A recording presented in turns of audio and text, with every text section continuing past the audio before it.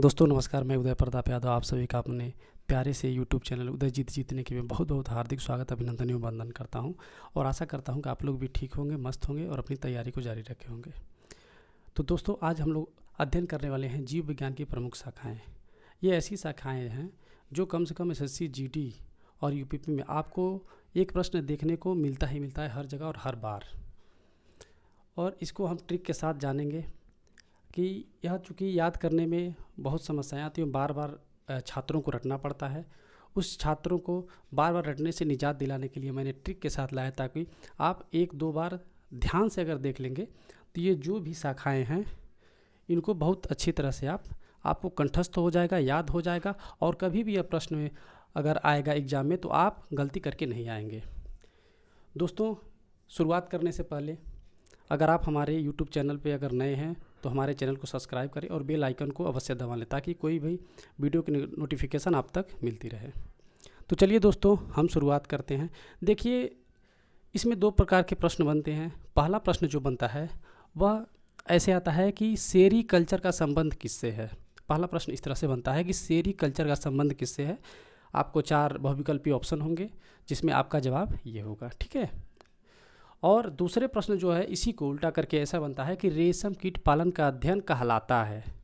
और 4 ऑप्शन जैसे ऊपर से ही 4 ऑप्शन आपको ऐसे दे दिए रहते हैं और आपका जवाब होगा सेरीकल्चर। इस तरह के प्रश्न जो होते हैं यही 2 टाइप के प्रश्न इसमें बनते हैं और आते हैं। तो चलिए दोस्तों शुरुआत करते हैं। पहला है इसमें सेरीकल्चर। सेरीकल्चर का जो संबंध होता है वह है रेशम कीट पालन का अध्ययन से। सेरीकल्चर मतलब रेशम कीट पालन का अध्ययन, लेकिन इसको हमने संबंध किया है सेरी। देखिए इसमें जितने भी इसमें ब्रांचेस है, इन शाखाओं को शुरुआती 2-3 अक्षर मैंने लिया है ताकि इसको संबंधित करने में, इसकी संबंध को स्थापित करने में आसानी हो और समझ भी आए। तो यहाँ पे है सेरीकल्चर। तो इस शुरुआती के 2 अक्षर हमने लिए सेरी। सेरी को आप सॉरी समझ सकते हैं। जैसे मान लीजिए 2 व्यक्ति हैं, उनमें मनमुटाव हुआ, एक शर्माते हुए उसके पास गया सॉरी बोलने के लिए, ठीक है। तो सेरी का मतलब सॉरी मतलब शर्म से गया उसके पास सॉरी बोलने के लिए। तो वह जो शर्म का संबंध है हम इस सम से किए हैं, शर्म और सम, यानी कि शर्म आते ही हमारे दिमाग में क्लिक होना चाहिए यह रेशम कीट पालन का अध्ययन से संबंधित है, जिसको हम सेरीकल्चर कहते हैं, ठीक है दोस्तों। चलिए ऐसे ही जो हमारा दूसरा जो इसकी शाखा है उसका नाम है एपी कल्चर। मैंने इस एपी को शुरुआती के 2 अक्षर लिए हैं और इसको हम अंग्रेजी अल्फ़ाबेट से हम इसको इंडिकेट किए हैं। देखिए यह एपी आर, इसको ए बी कह सकते हैं आप, ठीक है। समझने के लिए उस ए बी और इसी बी और इसको बी कहिए या बी क्या होता है, मधुमक्खी होता है। इसी मधुमक्खी पालन का अध्ययन जो है एपी कल्चर कहलाता है। यानी कि अगर कहीं भी हमें अगर दिया हो, अगर इसी सबको मिटा दिया जाए और सिर्फ एपी कल्चर हो तो आप यहाँ पे दिमाग लगाए एपी मतलब एपी, ए बी मतलब मधुमक्खी, यानी कि मधुमक्खी से जो यह संबंधित है। इस तरह के आप ट्रिक लगा करके इनको आप जान सकते हैं और याद कर सकते हैं। जो इसमें है तीसरा पीसी कल्चर। दोस्तों हम बाज़ार में जाते हैं तो हमें मछली उछली खरीदना होता है, तो वहाँ पे मछली सब पीस में काट के देते हैं, छोटे छोटे टुकड़े में काट के देते हैं। तो पीसी कल्चर का मतलब होता है मछली पालन का अध्ययन। और उस पीसी मतलब यहाँ पे देखिए पीसी मतलब पीस काटना, क्या काटना, मछली, यानी कि पीस के संबंध है, यानी कि मछली से हमारा संबंध होगा। तो यह जो है मछली पालन का अध्ययन, हम इसको तुरंत जान जाएंगे यहाँ पे, यानी कि पीसी कल्चर का जो अध्ययन है वह मछली पालन का अध्ययन से संबंधित होगा। जो इसका चौथा नंबर है वह है माइकोलॉजी। एक अंग्रेजी का एक वर्ड होता है माइक्रो का अर्थ होता है छोटा, यानी को छोटे छोटे कीटाणु या कवक। चूँकि माइकोलॉजी जो होता है कवकों का अध्ययन होता है, इसलिए इसके शुरुआती जो या 3 अक्षर है इसको हम लिए, इसको माइक्रो मतलब होता है छोटा, उस छोटे छोटे कीटाणु कहिए या कवक कहिए, तो इनको हमने संबंधित किया है कवकों का। ये देखिए इन दोनों में चीज़ यह कॉमन है, ठीक है। तो कीटाणु या कवक, तो यहाँ पे कीटाणु कहिए या कवक कहिए, इससे संबंधित कवक, यानी कि कहीं भी अगर माइकोलॉजी का संबंध अगर हमसे पूछने को आ जाए तो हमें इतना बस दिमाग में क्लिक होना चाहिए, माइक्रो छोटा मतलब छोटे छोटे कीटाणु या छोटे छोटे शैवाल, छोटे छोटे कीटाणु, छोटे छोटे कवक। और ये कीटाणु है मतलब कीटाणु है मतलब कवक है मतलब कवकों का जो अध्ययन होता है वह माइकोलॉजी कहलाता है। यह दिमाग में होना चाहिए। 5वां है फाइकोलॉजी। फाइकोलॉजी का मतलब शैवालों का अध्ययन। फाइकोलॉजी, फाइको मतलब फैले हुए संसार, फैले हुए संसार या शैवाल, ठीक। फैले हुए संसार का संबंध हमारा होगा शैवालों से। ये क्या हो जाएगा फाइकोलॉजी, शैवालों का अध्ययन यानी कि फैले हुए संसार से। एक होता है 6वां हो गया हमारा एंथोलॉजी। एंथनी, अब यहाँ पे हमने इसको किया है एंथनी पुष्पों का शौकीन। एंथनी कोई व्यक्ति है जो पुष्पों का शौकीन है। एंथनी पुष्पों का शौकीन है, यानी इसका जो होगा वह पुष्पों का अध्ययन क्या होगा, एंथोलॉजी कहलाएगा। यहाँ पे हो जाएगा हमारा पोमोलॉजी। पोमोलॉजी का अध्ययन जो होता है फलों का अध्ययन होता है। पोमोलॉजी मतलब फलों का अध्ययन। पोमो यानी कि पाओगे ही फल अपने मेहनत का, ठीक। यहाँ पे इसको गौण रखा गया है। और यहाँ पे पोमो है तो यहाँ पे पाओगे ही फल यानी कि फलों का अध्ययन से संबंधित होगा, वो क्या होगा, पोमोलॉजी। एक है अर्निथोलॉजी। अर्निथोलॉजी का संबंध होता है पक्षियों का अध्ययन से। अर्निथोलॉजी, इसको हमने ट्रिक के साथ संबंध किया है। आओ नीचे पेड़ से पंछी, आओ नीचे पेड़ से पंछी, आओ नीचे पेड़ से पंछी यानी कि पक्षियों का अध्ययन। यह है इक्थियोलॉजी। इक्थियोलॉजी, इसको हमने संबंध किया है। इक्थियो मतलब 1-1 किलो की मछली लोजी, 1-1 किलो की मछली लोजी, इक्थियोलॉजी, ठीक है ना।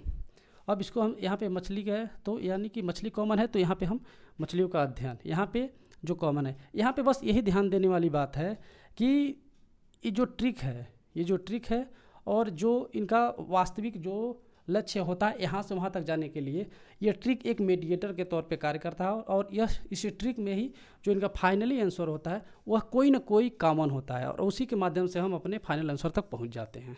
इसका बस यहाँ पे यही काम है। एक है एंटोमोलॉजी। जैसा कि हम लोग जानते हैं एंट होता है, एंट मतलब चींटी या छोटे छोटे कीट, चींटी या छोटे छोटे कीट यानी कि कीटों का अध्ययन। एंटोमोलॉजी जहाँ भी आए तहाँ मतलब एंट बने चींटी, चींटी मतलब छोटे छोटे कीट यानी कि कीटों का जो अध्ययन होता है एंटोमोलॉजी कहलाता है। 11वां हमारा हो गया डेंड्रोलॉजी। डेंड्रोलॉजी का अध्ययन होता है वृक्षों एवं झाड़ियों का अध्ययन। डेंड्रोलॉजी का जो मतलब होता है वो होता है वृक्षों एवं झाड़ियों का अध्ययन जो होता है वह डेंड्रोलॉजी कहलाता है। लेकिन इसको हमने संबंध किया है डेंड्रो मतलब डैंड्रफ। जैसे कि हमारे बाल में जब डैंड्रफ हो जाते हैं तो तमाम तरह के शैम्पू लगाने से नहीं गिरते हैं, लेकिन रुकते नहीं हैं और वो बार बार गिरते हैं और बार बार झड़ते हैं। यानी कि डेंड्रफ मतलब डेंड्रफ बार बार झड़ता है, बार बार गिरता है। तो यहाँ पे जो बार बार है इसको संबंध हमने किया है वृक्ष से, और ये झड़ता है तो इससे मतलब झाड़ियों, यानी कि डेंड्रोलॉजी का जो संबंध है वृक्षों और झाड़ियों के अध्ययन से हो गया। यहाँ पे है ओफियोलॉजी। ओफी जैसे अपने यहाँ के जो स्नेक होते हैं, जो किंग कोबरा जैसे हो गया, तो ये जब किसी को देखते हैं तो ये खड़े हो जाते हैं। खड़े होकर जो इनकी जो आवाज़ आती है, वह जो आवाज़ आती है ना फुर फुर की, उसी से मैंने इसको संबंध किया है ओफियोलॉजी। ओफी मतलब आवाज़, ये जो फुर फुर की आवाज़ होती है वह क्या होती है, सर्पों का अध्ययन से संबंधित है। यानी कि ओफियोलॉजी मतलब सर्पों का अध्ययन कहलाता है, और ओफी इसकी आवाज़ है, इसको फुर फुर मतलब यह इसीलिए है कि मतलब आप इसको एक अपने हिसाब से इसको समझ सकते हैं और एक इसको सीख सकते हैं। ठीक है, चलिए हम अब हमारा नंबर 13। इसके बाद हमारा 13 नंबर है सारोलॉजी। सारोलॉजी का संबंध क्या किससे होता है, छिपकलियों का अध्ययन। यानी कि छिपकलियों का अध्ययन क्या कहलाता है, सारोलॉजी कहलाता है। हमने सारोलॉजी को संबंधित किया है सरो मतलब सरकना क्या, जो हमारे घरों की दीवारों पे जो छिपकलियाँ होती हैं वह एक जगह से दूसरे जगह पे वह सरकती रहती हैं। ठीक है, तो उन छिपकलियों से हमें इसको संबंधित करना है। तो सरो मतलब सरकना क्या, छिपकली जो दीवार पे सरकती है। यानी कि सारोलॉजी का संबंध जो है हमारा छिपकली के साथ होगा। उसके बाद आता है सिल्वी कल्चर। सिल्वी मतलब सिकोया क्या है, तो सबसे बड़ा पेड़ है। सिकोया क्या है, सबसे बड़ा पेड़ जो है वह सिकोया है। यानी कि सिल्वी मतलब सिकोया सबसे बड़ा पेड़। यानी कि पेड़ों का जो अध्ययन है, जो काष्ठी पेड़ों का अध्ययन है, उसको हम क्या कहेंगे, सिल्वी कल्चर कहेंगे। यानी सिल्वी कल्चर मतलब पेड़ों का काष्ठी पेड़ों का जो अध्ययन है वो सिल्वीकल्चर कहलाता है। हार्टिकल्चर, हार्टिकल्चर मतलब होता है उद्यान का अध्ययन। अब यहाँ पे हमने इसको संबंधित किया है हार्टी, यहाँ पे हमने 2 अक्षर लिए हैं हार्टी। हार्टी को हमने सेट किया है हर दिन टहलो। कहाँ टहलना चाहिए? तो उद्यान में टहलना चाहिए और बाग में टहलना चाहिए। यानी कि हार्टिकल्चर यानी कि हर दिन टहलो। कहाँ टहलो? उद्यान या बाग। यानी हार्टिकल्चर मतलब उद्यान का अध्ययन। जो हमारा 16वां नंबर और अंतिम आता है वो आता है फ्लोरिकल्चर। सबसे आसान है फ्लोरिकल्चर। फ्लोरिकल्चर का क्या मतलब? फूलों का अध्ययन। फ्लोरिकल्चर मतलब फूलों का अध्ययन। फ्लोरी इसी पे है, फ्लोरी मतलब फ्लावर, फ्लावर मतलब क्या? फूल। यानी कि फूलों का जो अध्ययन है वह फ्लोरिकल्चर कहलाता है। तो दोस्तों आज हमारा यह जीव विज्ञान की जो विभिन्न प्रकार की शाखाएं हैं, जो एसएससी जीडी और यूपीपी में जो कि एक प्रश्न आपको देखने को मिलेगा ही मिलेगा, इसका हमने अध्ययन किया और ट्रिक के साथ किया, ताकि एक बार 2 बार आप पढ़ें और पढ़ने के बाद आपको यह कंठस्थ हो जाए।